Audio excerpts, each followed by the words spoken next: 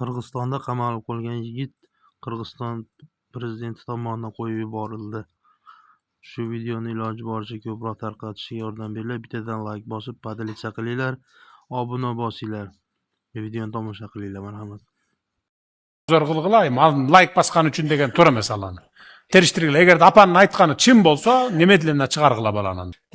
Mening nevaram Ismoilov Abdulloh bir narsaga like bosib qo'yib bilmasdan, shu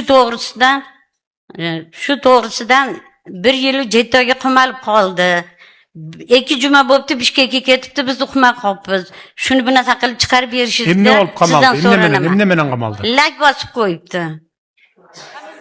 Ya. Mir Mahmudov. Nima? Juma Prokuror, nima qildi?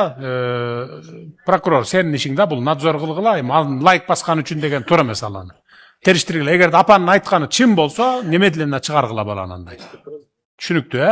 O'ko'ngir ishdagilardagi hozir apadan danlilarini olg'ila.